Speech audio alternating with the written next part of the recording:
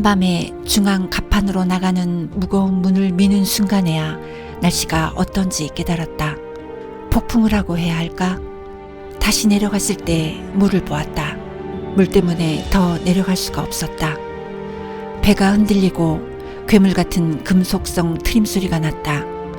한 선원이 갑자기 내 팔에 구명조끼를 입히고 나를 번쩍 안아 밖으로 내던졌다. 나는 12m쯤 밑에 있는 구명 보트에 떨어졌다. 방수포 위에.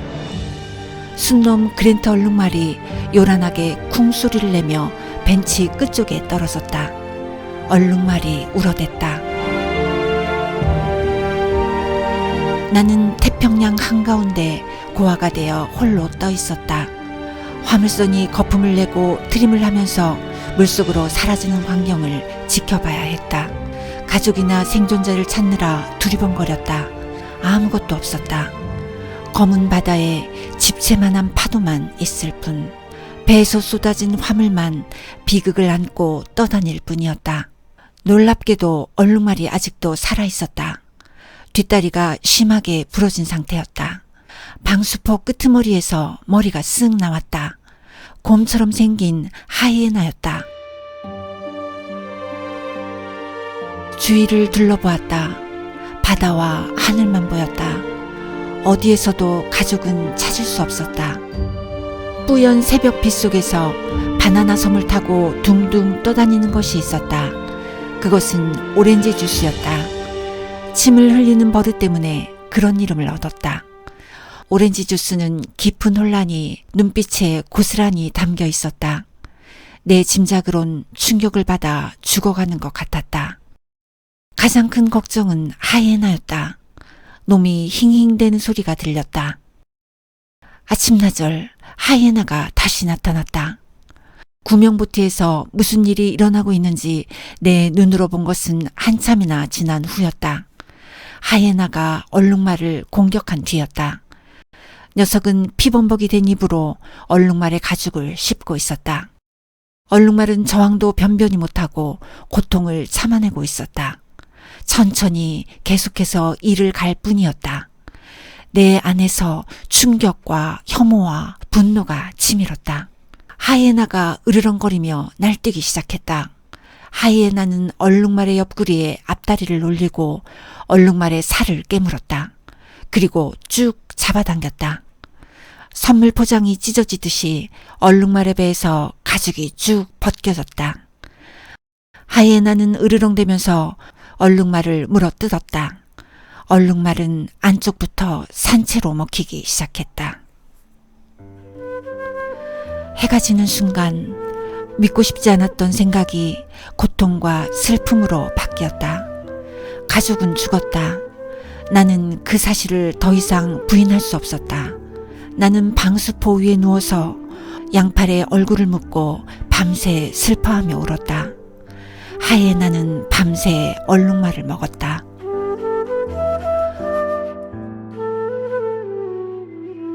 오후에는 싸움이 일어났다. 하이에나가 얼룩말 사체를 넘어서 오렌지 주스에게 달려들었다. 오렌지 주스가 하이에나의 머리를 때렸다. 충격적이었다. 오렌지 주스의 반격이 내 심장에도 빛을 안겨주었다. 그러나 오래가지는 못했다. 어른 암컷 오랑우탕은 수컷 점박이 하이에나를 물리칠 수 없는 법이다. 하이에나는 오렌지 주스의 목덜미를 물어뜯었다. 다음은 내 차례였다. 그것만큼은 분명했다. 그런데 벤치 아래를 보니 리처드 파커가 보였다. 리처드 파커의 이름은 서기에 실수해서 생겨났다. 사실 리처드 파커라는 사냥꾼의 이름을 호랑이의 이름으로 잘못 기입한 것이다. 하이에나가 왜 그렇게 오래 기다렸다가 얼룩말을 죽였는지 분명해졌다. 더 뛰어난 동물에 대한 두려움과 더 뛰어난 동물의 먹잇감에 손대는 두려움 때문이었다. 바로 그 순간 리처드 파커가 으르렁대기 시작했다. 두려워서 가슴이 뻐근했다. 물에 뜨는 노 4개와 구명 부표를 이용해서 뗏목을 만들었다. 리처드 파커가 일어나면서 모습을 드러냈다. 그 몸집이라니. 하이에나의 끝이 왔고 나도 마찬가지였다. 나는 질려서 그 자리에 꼼짝 않고 서 있었다. 피가 뿌릴 때가 오면 어마어마한 소리와 저항이 날 거로 예상했다. 하지만 일은 말 그대로 조용히 벌어졌다. 하이에나는 낑낑대거나 소리를 지르지 않고 죽었고 리처드 파커도 소리 없이 죽였다. 리처드 파커는 고개를 돌려서 나를 바라보았다. 공포 때문에 내 온몸의 털이 모두 고추섰다. 쥐가 나타난 것은 그때였다. 나는 쥐를 잡아 호랑이 쪽으로 던졌다. 리처드 파커는 입을 벌렸고 찍찍거리는 쥐는 야구공이 투수의 미트에 들어가듯 입속으로 사라졌다. 이 순간을 이용해 물품함을 꺼내고 긴 밧줄로 구명보트와 뗏목을 연결하고 뗏목을 구명보트에서 드러냈다. 그 길고 춥고 어두운 시간 내내 나는 한 가지 생각에만 매달렸다. 리처드 파커를 없애고 구명보트를 내가 독차지할 계획을 세웠다. 나를 진정시킨 것은 바로 리처드 파커였다. 그는 나를 똑바로 바라보고 있었다. 잠시 후 나는 그 시선을 알아차렸다. 그것은 만족한 동물이 우리나 동굴에서 내다보는 시선이었다. 리처드 파커는 하이에나로 배를 채우고 빗물을 원하는 만큼 마셨음이 분명했다. 리처드 파커는 귀를 계속 비틀면서 머리를 이리저리 움직였다. 고양이다운 몸짓이었다. 그리고는 콧구멍에서 나오는 흐흥 소리를 냈다. 이것은 다정함과 해를 끼칠 의도가 없음을 나타낸다. 리처드 파커를 길들여야 했다. 내가 호랑이를 길들인다면 필요할 경우 그를 속여서 먼저 죽게 할 수 있을 터였다. 그러나 마음 한편으로는 리처드 파커가 죽는 걸 바라지 않았다. 그가 죽으면 절망을 껴안은 채 나 혼자 남겨질 테니까. 절망은 호랑이보다 훨씬 더 무서운 것이 아닌가. 내가 아직도 살 의지를 갖고 있다면 그것은 리처드 파커 덕분이었다. 그 때문에 나는 가족과 비극적인 처지에 대해 많이 생각하지 못했다. 그가 밉지만 동시에 고마웠다. 그를 훈련시킬 프로그램을 만들어야 했다. 그리고 그를 먹이기 위해 낚시를 시작해야 했다. 구두 한 짝을 잘라서 미끼로 끼워 낚시를 했다. 하지만 낚시를 망치고 낚시 도구도 모두 잃어버렸다. 바로 그 순간 공기가 떨리더니 우리는 날치떼의 공격을 받았다. 날치떼가 메뚜기 떼처럼 몰려들었다. 물고기 여러 마리가 날개를 버둥대며 산채로 그의 입속으로 들어갔다. 물고기 소동은 6마리의 날치를 남기고 가라앉았다. 나는 담요로 물고기의 머리를 덮고 손도끼를 들었다. 손이 부들부들 떨렸다. 눈물이 뺨을 타고 흘러내리는 가운데 마음을 다잡았다. 담요를 벗겨냈다. 날치는 죽었다. 머리 한쪽이 갈라지고 피가 났다. 불쌍한 죽은 영혼을 기리며 나는 마구 흐느꼈다. 감각이 있는 것을 죽이기는 처음이었다. 나는 기도할 때마다 이 날치를 잊지 않는다. 나는 이 날치를 미끼로 커다란 만세기를 잡았고 이를 구명보트 안으로 던졌다. 리처드 파커는 놀라서 퉁명스러운 표정을 지었다. 한두 차례 코를 킁킁대는 소리가 나더니 씹어먹는 소리가 들렸다. 나는 보트로 올라갔다. 호루라기를 힘차게 몇 번 불어 호랑이에게 신선한 먹이를 준 사람이 누군지 일깨워 주었다. 로빈슨 일가는 바다에서 38일간 버텼다. 나는 227일간 버텼다. 내 시련은 7개월 넘게 계속되었다. 리처드 파커는 귀와 눈, 수염, 이빨, 꼬리, 목구멍을 동원해서 단순하고 강력한 언어를 표현했다. 이제 어떻게 하겠다는 것을 내게 들려주었다. 나는 그가 아빠를 공중에 올리기 전에 물러서는 법을 배웠다. 나도 또한 주장을 표시했다. 배의 가장자리를 딛고 배를 마구 흔들면서 호루라기를 부는 것으로 내 간단한 언어를 들려주었다. 그러면 리처드 파커는 배 바닥에서 신음소리를 내면서 숨을 헐떡였다.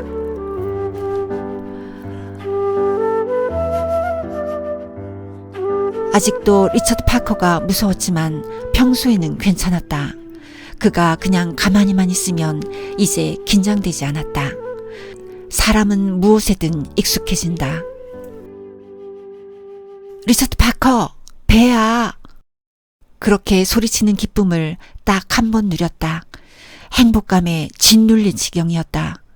그러나 20분쯤 지나자 30만 톤급 유조선은 수평선 위에 점으로 남았다.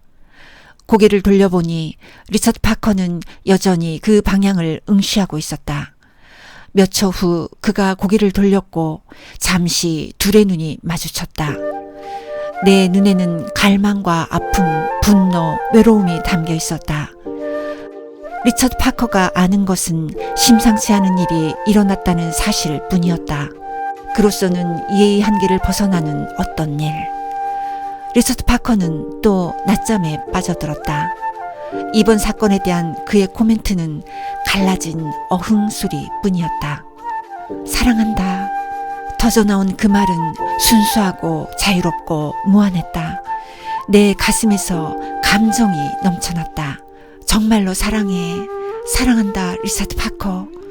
포기하지 마, 리처드 파커.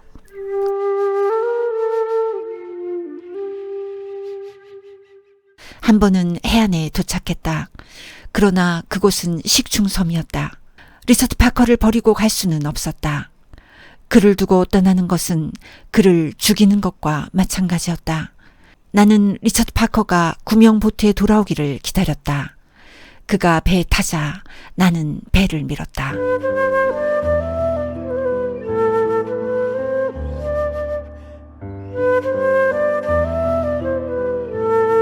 우리는 드디어 육지에 멕시코의 어느 해변가에 다다랐다. 나는 몸을 옆으로 돌려 내렸다.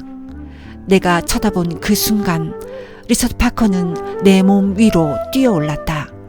말할 수 없이 활기찬 그의 몸이 내 머리 위로 쭉 뻗은 모습은 털 달린 무지개가 날아가는 것 같았다.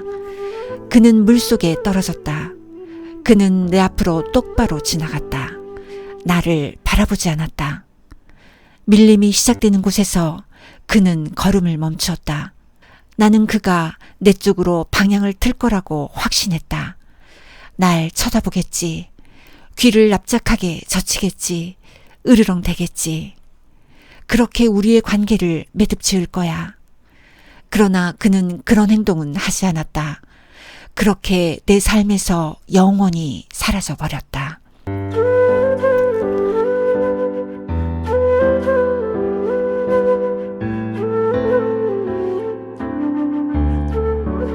얼마 후 사람들이 나를 구조하러 왔다. 나는 아이처럼 울었다. 내가 그느낀 것은 리처드 파커가 아무 인사도 없이 날 버리고 떠났기 때문이었다. 서투른 작별을 하는 것은 얼마나 끔찍한 일인가. 인생에서 일을 알맞게 마무리 짓는 것은 중요하다. 그래야만 놓아버릴 수 있으니까. 그러지 못하면 우리는 꼭 해야 했지만 하지 못한 말을 남기게 되고 후회로 마음이 무거워진다. 작별 인사를 망친 일이 오늘날까지도 마음에 상처로 남아있다.